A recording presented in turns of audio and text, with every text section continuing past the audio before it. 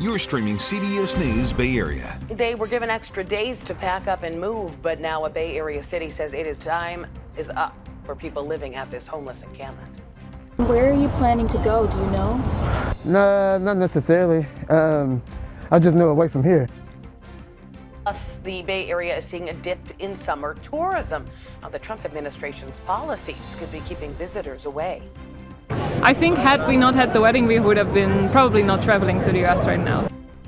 And a group of teens in the Bay Area gearing up to create a race car that's powered by the sun. If you asked me like last year, I would never think would be possible. We are going to introduce you to the bright young minds behind the Solar Speedster. Thanks for starting your week with us. I'm Ann Makovic. We're going to have those stories and lots more right after our news headlines. A suspect now in custody in the death of 18-year-old Marissa DiNapoli from Morgan Hill. 21-year-old Martin Mendoza, whom police had previously called a person of interest in the case, now charged with her murder. Police say Mendoza was arrested at the U.S.-Mexico border while coming back into the U.S. from Mexico. DiNapoli's body was found Wednesday near Anderson Lake after her family reported her missing. Police say she was last seen with Mendoza, who is her ex-boyfriend. Police in San Jose shot and killed a man who they say was armed and dangerous. Officers responded to a domestic disturbance call at a home that was on Rickliff Way and Vargas Drive just before 2:30 yesterday afternoon, and police have not said yet what led them to open fire or if the suspect had fired the first shots, but we did see that police car there being towed away. It appeared to have several bullet holes. No officers were hurt. At least 82 people are dead and dozens still missing from that flash flooding in Texas. That includes at least 28 campers from an all-girls summer camp. The Guadalupe River outside San Antonio rose a staggering 26 feet in just 4 minutes Friday as heavy rain fell. Officials gave an update this morning on their recovery efforts. We're using assets from local, state, and national first responders. Hundreds of trained first responders are working every aspect of this emergency. We recovered 75 deceased bodies here in Kerr County, including 48 adults and 27 children. FEMA has arrived to help with search and recovery as more rain is forecast for today. First responders are pulling people from rooftops and out of submerged cars. President Trump has approved a major disaster declaration, and he plans to visit Texas on Friday. In the North Bay, friends and community members gathered at a Kentfield elementary school to honor a Marin family believed to be among the missing in Texas. The Chronicle reporting that the Walker family from Kentfield went missing as floodwaters swept through Hunt, Texas on Friday. A relative telling the Chronicle that the family was staying at their house in Hunt while their daughter attended summer camp. A shooting at the Antioch BART station sent one person to the hospital. That happened late last night, temporarily shut down service on part of the line. Investigators are still searching for up to 2 suspects. The person who was shot is recovering at the hospital. Fire officials investigating the cause of a brush fire that jumped across a street in San Jose. It broke out last night near Hellier Avenue and Silicon Valley Boulevard just before sunset. It burned about 30 acres. The largest wildfire in the state this year has now burned more than 80,000 acres. That's about 125 square miles, about the size of Oakland and San Francisco combined. The Madre Fire is burning mostly in the remote Los Padres National Forest in San Luis Obispo County. It's about 30% contained, no injuries reported. All right, let's get a check on our first alert forecast this Monday. A bit of a cool down across the bay today, but we are in for a warm up later this week. Here's meteorologist Zoe Mintz. It's not necessarily going to be the sunniest day that we have seen over the past several. Temperatures this afternoon are going to be very similar to what we have seen for the past several, though in the low 60s for areas closer to the coast, 70s by the bay, 80s farther inland and down into the Santa Clara Valley. It's very typical for this time of year. It's normal for what we usually see. And we're going to continue to see those very typical conditions at least throughout the next several days before some changes head our way. So get ready for a heat up and enjoy the more comfortable heat today and tomorrow while you can. This morning, though, this sunrise was absolutely gorgeous. The colors were fantastic, although most of us didn't see them because most of us live underneath that layer of cloud coverage like here in San Francisco. Yeah, it's cloudy, it's foggy. We're looking at our temperature sitting in the 50s across all of the Bay Area, including our North Bay communities. in the low 50s, where normally they're in the upper 40s, so a couple of degrees warmer than yesterday. It will be a bit windier than yesterday, gusting upwards of 25 to 35 miles an hour. Tomorrow afternoon, not nearly as windy as today, as the area of low pressure, that storm system that's been bringing us the fog each and every morning, and it's bringing us the winds today, will begin to slowly depart. And that will allow an area of high pressure to begin to build in. And as many of you know, high pressure brings heat, and that's exactly what we're expecting on Thursday of this upcoming week. And actually, for those inland East Bay communities, we're expecting that heat to stick around through the weekend ahead of us. But if you live farther or closer to the coast, I should say, like here in San Francisco, we'll be in the upper 60s. We'll be a degree or two above average for this time of year, but nothing too crazy. It's those inland areas and those microclimates that are going to be in full force. More excessive heat inland with temperatures getting into the 90s, while areas around the coast, it's going to be a lot warmer, but it's not going to be hot out there. It's going to be in the mid to upper 60s with a bit more sunshine. Again, Thursday is the day to look out for if you are waiting for the heat. And again, if you don't like it, enjoy the next couple of days. Back to you. People living at Berkeley's Ohlone Park have been on borrowed time, but the city says the deadline is here for them to pack up and get out. The city told everyone last week that they had to be out by last Thursday. But as of last night, our cameras caught plenty of people still out there. As our Kara St. Cyr reports, the plan now is to move everyone today. Getting my stuff together. Dish has 12 hours to pack his entire life into 3 trash bags. Because we have to leave this place, so we have to go to another and hopefully be safe. A city sweep is forcing him and everyone else living at Ohlone Park out. Where are you planning to go? Do you know? No, not necessarily. I just know away from here. Nicholas Alexander, a nearby resident and member of the group Save Ohlone Park, says the encampment has been a source of frustration for months. So human stabbing in here.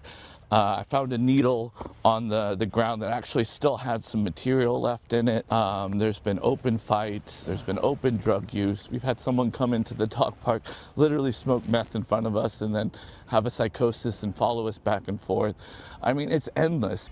His only concern now is whether the city will uphold the sweeps. I don't think the mayor believes in sweeps. I think she really wants to find a humane alternative.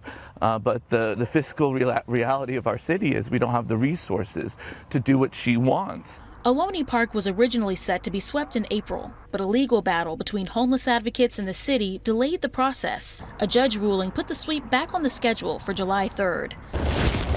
Dish says people here were given extra days as a courtesy. But Roger, another nearby resident, says the sweeps won't solve anything. I think the weakness is they have nowhere to go. But this is a structural problem, meaning there isn't enough housing, so it's going to keep on going until enough housing. A problem Dish and others here are still trying to solve. If I had like a more secure place, it'd be better, but... After hours of moving boxes and bags, Dish packed up his belongings, still unsure of the future. We have reached out to the city of Berkeley for a statement, still waiting to hear back. Still ahead here on CBS News Bay Area, business owners in San Francisco say international visitors just aren't coming.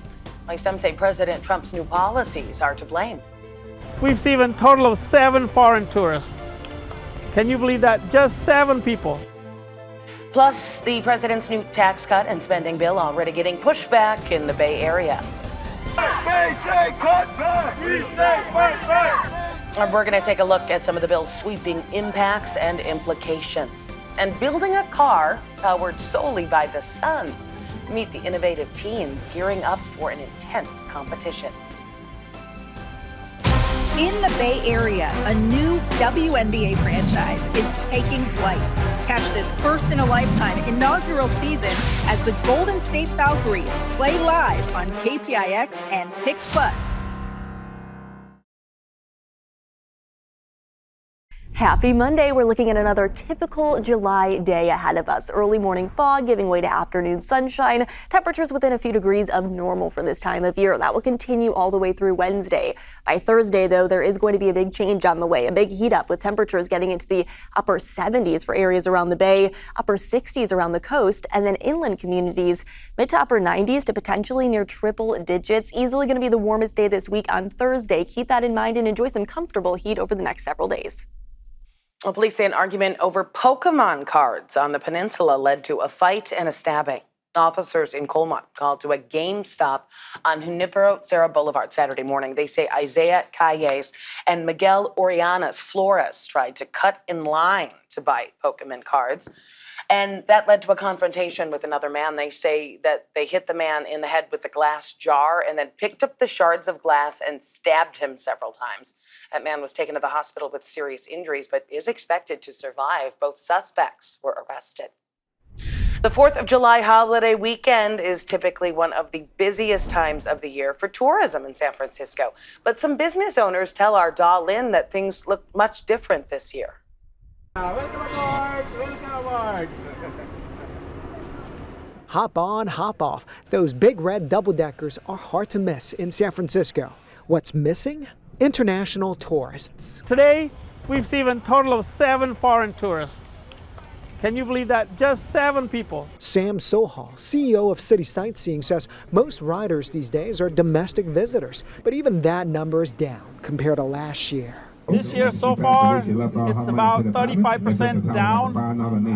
What was really shocking was June and this few days of July, the bottom has fallen, basically. We're 50% down. We're a little bit worried. I mean, we can probably weather the summer, but in the wintertime, if this is the summer, what's going to happen in the winter, that's what scares us more. Bob Partwright manages 5 restaurants and a coffee shop at Pier 39.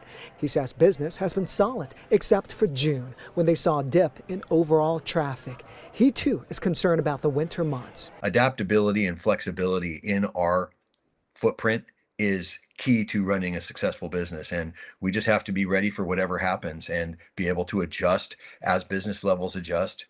Purchases have to adjust, scheduling might have to adjust. Some business owners believe national policies are discouraging visitors from Europe, Asia, Canada, and Mexico. The tariffs and also the immigration policies trying to scrutinize everybody, even tourists. They go to their embassy to get a tourist visa. They say that's part of the reason Union Square and other tourist hotspots are seeing lower foot traffic, even on a holiday weekend. We talked to a couple from Germany who came to San Francisco for a wedding. Yes, people did give us weird looks when we said we're going to go to the US, and everyone in Europe was like, oh really, like you want to go there now? But risk it. Yeah, it was we fine. Prepared more for sure, like making sure we had all our documents ready, and like I think had we not had the wedding, we would have been probably not traveling to the US right now. Business owners had hoped 5 years after the pandemic, this would be the year they would match or exceed 2019 levels. It's a little sad. I mean, like, this is Fisherman's Wharf, and it's just not as lively as what it used to be. And yeah, I think it's just, even for me, I'm concerned about like political things and what's going to happen to the future in our business. Sam says if the drop in visitors continues, he may have to dip into his savings to keep the buses rolling. We would like Governor Newsom to help us out with promote us tourism in California. Some business owners praised the new San Francisco mayor for doing a great job of cleaning up the streets and improving public safety. But they say local efforts simply cannot overcome national politics. President Trump is celebrating the first major piece of legislation for his second term. He signed his package of tax breaks and spending cuts into law on Friday. That includes no taxes on tips and the extension of those 2017 Trump tax cuts, plus more funding for the military and border security. It's already getting plenty of pushback from some doctors, some religious organizations, and charities because of cuts to social safety net programs like SNAP and Medicaid. That includes some groups here in the Bay Area. John Ramos has more on the impacts those cuts might have on local food banks and the healthcare industry. President Trump celebrated his 4th of July by signing his budget plan into law. His self-described big, beautiful bill will form the foundation of his agenda, and reaction in the Bay Area has already begun. We're gonna rise up till it's won. The twists and turns of Lombard Street are nothing compared to what's going on in Washington these days. They say cut back, we say fight back. A small group of young protesters made their way from the curvy street to the front yard of Sam Altman, the tech mogul who threw his support behind President Trump's so-called big, beautiful bill. Congress recently passed this disastrous budget bill that strips away billions of dollars from everyday hardworking Americans in order to line the pockets of billionaires, such as Sam Altman, who is the CEO of OpenAI and whose home we are protesting in front of today. They singled out Altman because of his alleged attempt to add a provision into the bill that would ban the enforcement or creation of new state regulations regarding artificial intelligence. That provision was stricken from the bill at the last minute, but the protesters say it shows the intention of the tech industry's support for Trump. It's kind of an open secret, knowing that they are funding a lot of these efforts. They have contributed to Donald Trump's campaign efforts. So a lot of them are furthering these efforts because of their profits. The bill would boost the budget for border security and ICE enforcement, increase defense spending, and extend the 2017 tax cuts. But it would also impose new work requirements for those receiving food stamps and Medicaid. This bill is going to have heartbreaking consequences for our community. It represents the deepest cuts to food assistance in modern history. It's a 20% cut in what's known as SNAP nationally and as CalFresh here in California. The SNAP program replaced food stamps, allowing low-income people to purchase food at grocery stores. Tracy Weatherby with Second Harvest of Silicon Valley says it is a much wider source of food assistance than the familiar grocery giveaways of the local food banks. For every meal that food banks can provide, SNAP or CalFresh provides 9 meals directly to the community through electronic benefit cards. It's really heartbreaking to see how broad and deep the impacts are going to be for low-income individuals in our community. The medical system may also be heavily affected by the new spending law. Up to several million Californians are at risk of losing their health coverage due to the Medicaid work requirements. Laura Lucia has been studying the bill as it evolved in Congress, particularly in the area of health care. Her report predicts that the ripple effect could cause 217,000 workers to lose their jobs. And that was in April that we estimated that based on an earlier version of the bill that had smaller Medicaid cuts than the final bill. This is the biggest cut to the Medicaid program in its 60-year history. And so the extent of the harms this will create are unprecedented. The Trump administration says the bill will be good for America. But just in case, the most controversial cuts to Medicaid won't go into effect until the end of 2026, after the congressional midterm elections are over.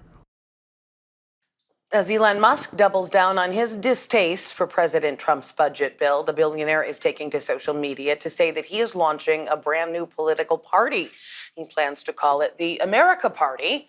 Hasn't said exactly what steps he's taken to start that process, but Musk says that President Trump's bill will destroy millions of jobs, and he's been critical of his price tag. Trump fired back on social media, calling Musk a train wreck and saying he is completely off the rails. Still ahead, it is the final stretch for some Bay Area students building a race car powered by the sun. The temperatures are going to be very high, so we'll be taking shifts. We're heading to the South Bay to meet the group of teens taking on a solar challenge.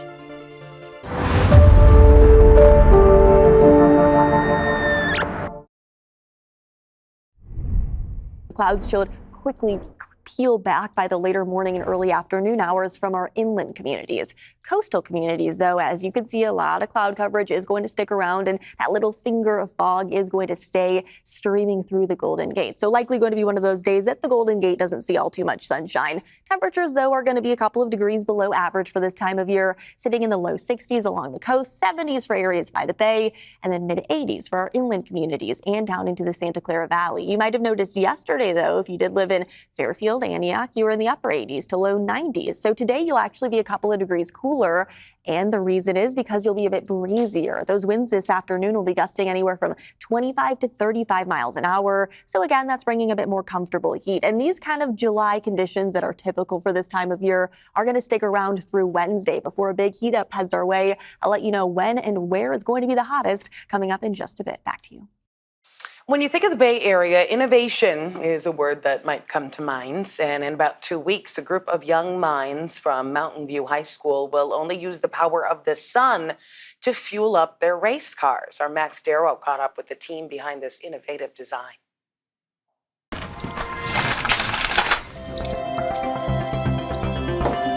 It takes a lot of brain power. Do you have a Sharpie? To build a car. Is this a W heat shrink job? That is completely solar powered. And there's a lot of that going around among the members of Garage 803 Racing. They're a team of students from Mountain View High School competing in the Solar Car Challenge, a national competition. And now in the home stretch of the project, Ryan Liu takes a moment to appreciate the months and months of work that he and his peers have put into it. To be able to watch everything come together, really. I think it's been really a wonderful experience. This is a rendering of what they're building. Come race time, they'll take turns behind the wheel under the hot sun on the Texas Motor Speedway, with a goal of driving as many miles as they can over the course of 4 days. The temperatures are going to be very high, so we'll be taking shifts. That's the goal with a finish line, says Tyler Wang. Hopefully we'll be able to finish that race. But the big picture of the project, academic curiosity, goes well beyond it. Getting introduced to like more complicated and advanced topics in engineering that you wouldn't usually get exposed to in the normal high school curriculum. All of us want to go into some sort of STEM field, some sort of engineering field. So this project is really just the beginning for these future innovators. I think the automotive field is very interesting right now. It's in a very interesting position as we try to find more alternative sources. I'd probably like to get into motorsports. I've always loved racing, and I think it's a good way to use my engineering major, hopefully. Aside from the tangible lessons, reinforced by daily intellectual and physical workouts. Yeah, it's definitely not without its challenges, but I believe it's if we can get this done, the payoff would be very nice. These students are getting a crash course in the age-old lesson of, if you believe it, you can achieve it. If you asked me, like last year, I would never think would be possible, and just to see it, see in front of you, I think it's a wonderful feeling. If you have something that you want to do and you really put your mind to it, and you take action on it, I think that you can pretty much do anything. As for that moment when the rubber finally hits the road, it's gonna be very cool. A car powered by the sun, created by bright young minds who call the Bay Area home. Oh yeah, do we want to just glue it? Well, the 32nd annual race begins on July 20th. They're going to compete against 26 other high school student teams from all over the country. Coming up in the next half hour here on CBS News Bay Area, we are continuing to follow the flooding disaster in Texas as the number of people killed continues to rise. The latest on the ongoing search and rescue efforts. Plus, an alarming number of insect species vanishing from the planet. We're going to talk to the Northern California researchers who say we should all be worried. Caterpillars are taking biomass from the canopy, putting it into the soil and enriching the soil. And that is the biodiversity that we're losing.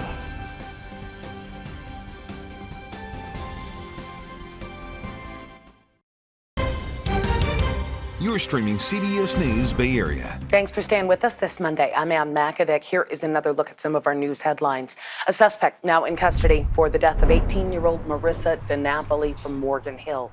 21-year-old Martin Mendoza, whom police had previously called a person of interest in this case, now charged with her murder. Police say Mendoza was arrested at the U.S.-Mexico border while coming back into the U.S. from Mexico.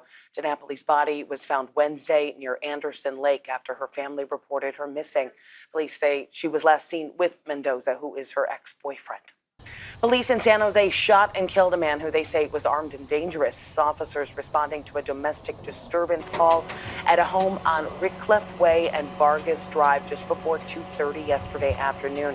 They have not said yet what led them to open fire or if the suspect had fired the first shots, but we did see that police vehicle there being towed away that appeared to have several bullet holes. No officers were hurt.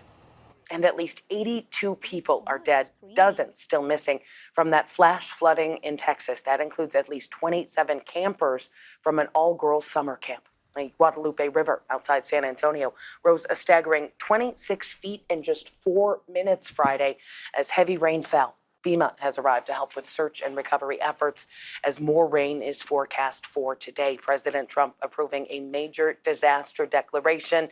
He says he plans to visit Texas on Friday. All right, let's get another check on our first alert forecast as we start a new work week. Here is meteorologist Zoe Mintz.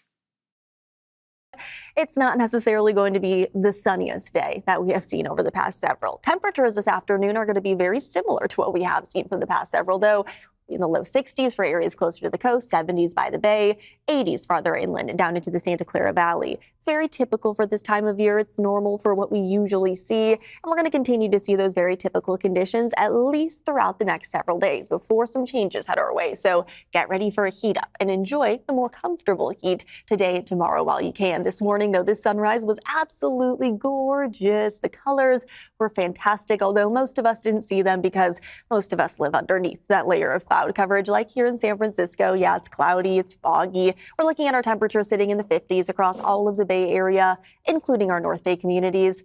In the low 50s, where normally they're in the upper 40s, so a couple of degrees warmer than yesterday. It will be a bit windier than yesterday, gusting upwards of 25 to 35 miles an hour. Tomorrow afternoon, not nearly as windy as today, as the area of low pressure, that storm system that's been bringing us the fog each and every morning, and it's bringing us the winds today, will begin to slowly depart. And that will allow an area of high pressure to begin to build in. And as many of you know, high pressure brings heat, and that's exactly what we're expecting on Thursday of this upcoming week. And actually, for those inland East Bay communities, we're expecting that heat to stick around through the weekend ahead of us. But if you live farther or closer to the coast, I should say, like here in San Francisco, we'll be in the upper 60s. We'll be a degree or two above average for this time of year, but nothing too crazy. It's those inland areas and those microclimates that are going to be in full force. More excessive heat inland with temperatures getting into the 90s, while areas around the coast, it's going to be a lot warmer, but it's not going to be hot out there. It's going to be in the mid to upper 60s with a bit more sunshine. Again, Thursday is the day to look out for if you are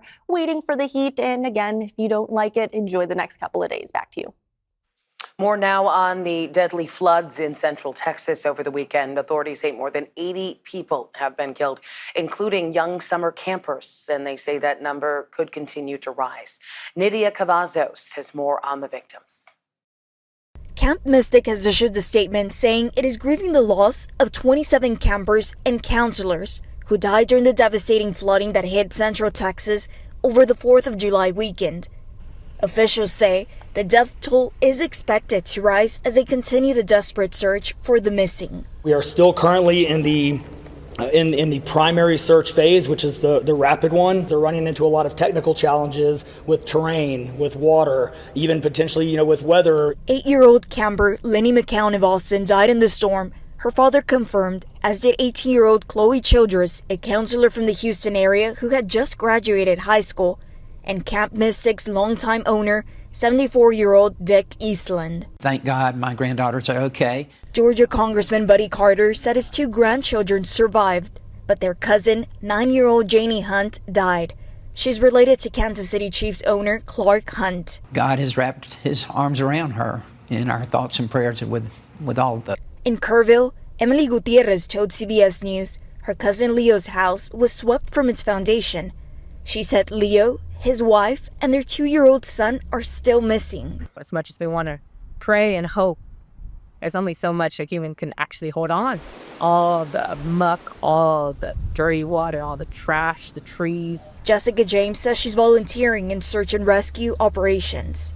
It's gut-wrenching watching all of this happen. I mean, it happened so fast, and I wanted to come out sooner, but I also didn't want to be in the way of waiting for things to get done. The floodwater surged early Friday.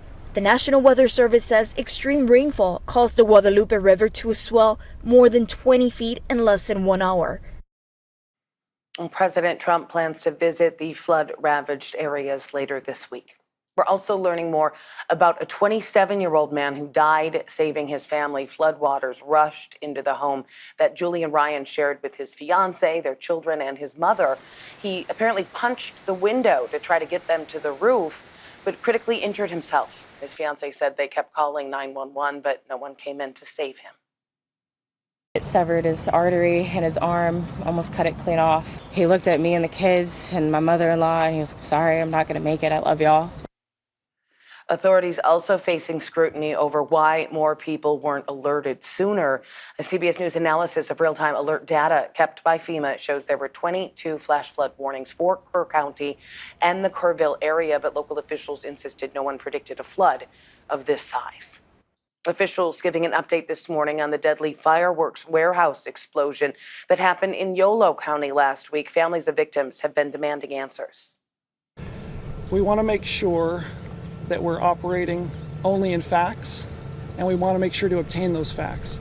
From the start of this incident, officials from varying agencies have been on site to maintain the safety of the scene and the integrity of the organization. Officials confirm they did find the remains of all 7 missing workers after last Tuesday's fireworks explosion in Esparto. The coroner's office will begin the process this week of identifying those victims. Families have waited outside the crime scene for days as investigators conduct controlled detonations to clear any leftover fireworks. Authorities still investigating the cause of the blast. Well, today marks 6 months since some of the most devastating wildfires in California's history. The Palisades and Eaton fires erupted on January 7th in the Los Angeles area. 29 people were killed. More than 16,000 structures were destroyed. Yesterday, neighbors, friends, and families gathered to mark 6 months since the Palisades fire changed their neighborhoods. They took part in what they called a walk for healing, coming together to reflect, or grieve, and honor all that was lost and how far they've come. It's whatever feels right for you. You can join with your neighbors and walk through the neighborhood. You can hang out and grieve if you need to. This is the first time our children have been here since the day of the fire. We evacuated.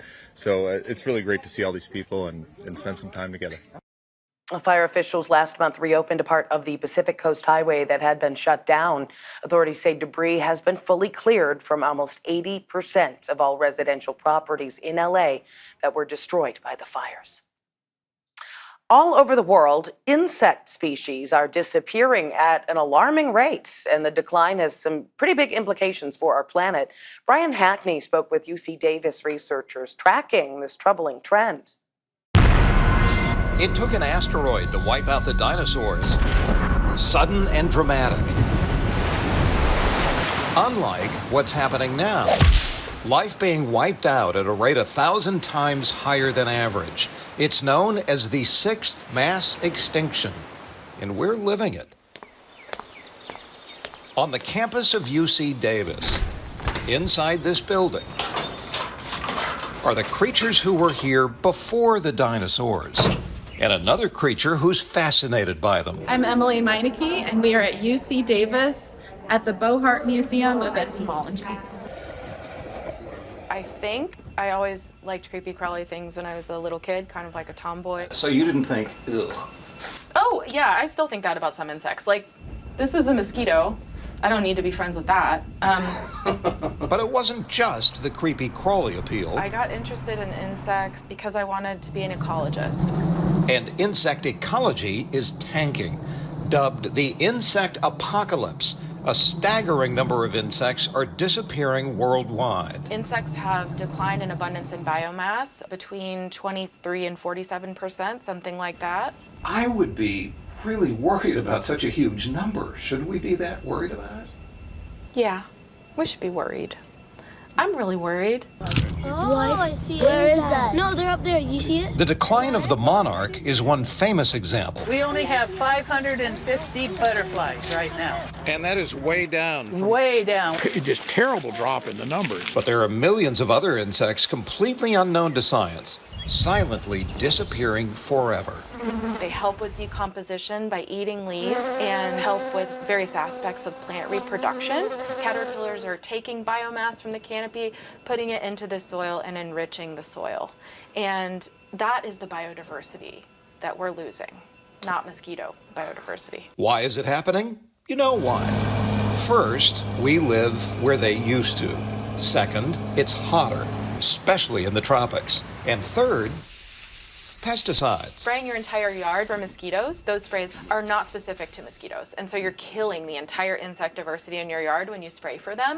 Instead, you can actually make your yard friendly for beneficial insects. Sunflowers are wonderful for insects. They love the resources that sunflowers provide. And oaks, valley oak, are really good for insects. And they actually support over 4,000 species of wildlife. And then can I give you a third one? Yes. Phacelia. They're beautiful and purple and they unfurl like this. And they just have massive amounts of nectar in them and pollen. So they provide resources for a long time. And if it's too little, too late for the population, let's say it continues this dramatic decline. This is very apocalyptic for me to say, but all of the evidence points to insects outliving our species. And again, these are life forms that predate dinosaurs. They have really amazing evolutionary adaptations. We could derive cancer drugs or some sort of biomimicry because insects have been on the planet for 450 million years. And so the idea of something we don't understand disappearing, yeah, we should be worried. Coming up next here on CBS News Bay Area, she is the voice of the Golden State Valkyries. We're going to meet the play-by-play specialist as she breaks down her long career behind the mic. I waited patiently for the announcement of the Valkyries, and then the team name was announced, and then finally I saw the announcement about the position opening up. In the Bay Area, a new WNBA franchise is taking flight. Catch this first-in-a-lifetime inaugural season as the Golden State Valkyries play live on KPIX and Pix Plus. Happy Monday. We're looking at another typical July day ahead of us. Early morning fog giving way to afternoon sunshine. Temperatures within a few degrees of normal for this time of year. That will continue all the way through Wednesday. By Thursday, though, there is going to be a big change on the way. A big heat up with temperatures getting into the upper 70s for areas around the bay, upper 60s around the coast, and then inland communities, mid to upper 90s to potentially near triple digits. Easily going to be the warmest day this week on Thursday. Keep that in mind and enjoy some comfortable heat over the next several days. The Golden State Valkyries back in action tonight. They are on the road taking on the Dream in Atlanta. That game airs on KPIX, and they are returning to the court with some good news. Forward Kayla Thornton has been named as a WNBA All-Star for the first time in her 10-year career.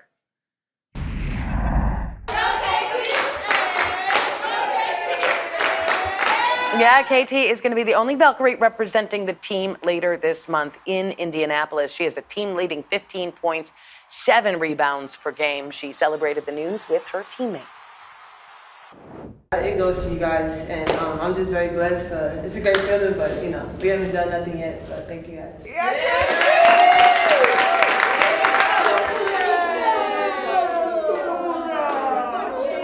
And ahead of tonight's game at Chase Center, our Kelsey Thorud got the chance to speak with one of the women helping to make Valhalla into the spectacle it's become.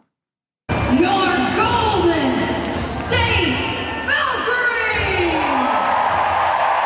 There's a chance that if you're a big Bay Area sports fan, you may have recognized the voice of the Golden State Valkyries public address announcer. I've been around for a minute. Jamie Coffey has done almost everything you could think of in her 20-plus year announcing career. I've done NFL. I did a couple of Giants game last year when they were on the hunt for their new public address announcer. I also was the first woman to ever do an NBA game.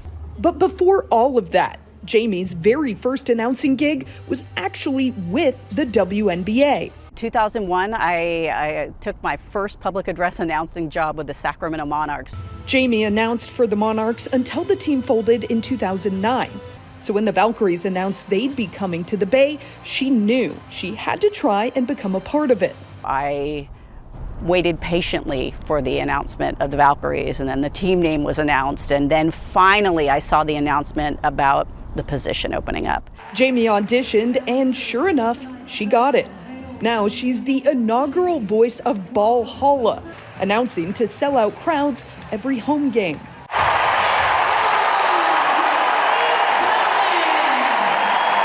And the fans are showing up and showing out. Jamie says the energy inside Chase Center is unlike anything she's seen in her entire career. I walk away from every game, even the couple that home losses we've had, I still walk away with a big smile because the energy inside Valhalla is like no other place I have ever seen.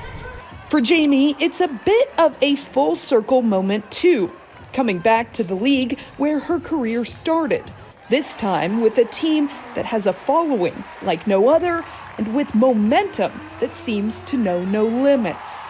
I'm really blown away. I think it's greater than I could have imagined. And you can tune in tonight when the Valkyries face off against the Atlanta Dream. That is airing on KPIX and streaming on Paramount+. Our pregame coverage begins at 4 o'clock. Coming up, classic game making a comeback in the East Bay. How this is giving a new generation an opportunity to connect.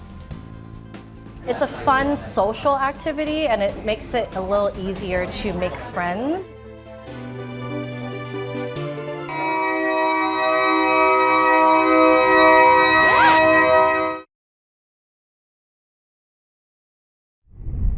Clouds showed quickly peel back by the later morning and early afternoon hours from our inland communities. Coastal communities, though, as you can see, a lot of cloud coverage is going to stick around, and that little finger of fog is going to stay streaming through the Golden Gate. So likely going to be one of those days that the Golden Gate doesn't see all too much sunshine. Temperatures, though, are going to be a couple of degrees below average for this time of year, sitting in the low 60s along the coast, 70s for areas by the bay, and then mid 80s for our inland communities and down into the Santa Clara Valley. You might have noticed yesterday, though, if you did live in Fairfield, Antioch, you were in the upper 80s to low 90s. So today you'll actually be a couple of degrees cooler. And the reason is because you'll be a bit breezier. Those winds this afternoon will be gusting anywhere from 25 to 35 miles an hour. So again, that's bringing a bit more comfortable heat. And these kind of July conditions that are typical for this time of year are going to stick around through Wednesday before a big heat up heads our way. I'll let you know when and where it's going to be the hottest coming up in just a bit. Back to you. An ancient game is getting a fresh shuffle here in the Bay Area. As our Itai Hod shows us, Mahjong is giving a new generation an opportunity to connect. In a small dark room above a restaurant in downtown Oakland, a century-old pastime is getting a whole new glow. Here, under black lights, hands swirl through a sea of blue and green tiles as 20-somethings aren't just going out, they're going all in. It's a fun social activity and it makes it a little easier to make friends. Jen Louie is the co-owner of 13 Orphans, a speakeasy entirely dedicated to Mahjong, a traditional Chinese game of tiles, luck, and strategy. I feel like it's kind of trickling and now it's like at its peak where everyone's like, what is Mahjong? Once popular with mainly older generations, Mahjong is now drawing a younger crowd looking for a night out without phones. Why Mahjong? Why Mahjong? Well, to be honest with you, I first came to Baba's house for the karaoke. The Mahjong was like a second thought. People like 24-year-old Angel Lin, who says she never played growing up, but after trying it for the first time last fall, she was hooked. I think there's a lot of like sexy allure to Mahjong, you know? You're like, oh my gosh, there's like different pieces. It feels like there's a secret code and language happening here. It seems Mahjong is having a moment, and not just in the Bay Area.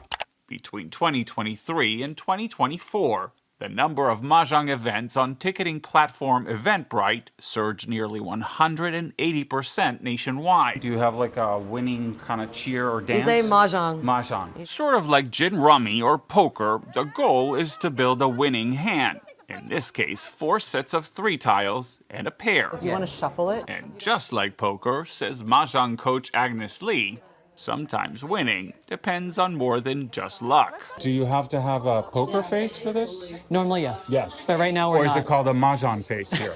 Whoa. Putting a modern twist on a traditional board game and discovering the magic of Mahjong. Thanks for streaming CBS News Bay Area. I'm Ann Makovic. We're going to be right back with your First Alert forecast and another look at your top stories.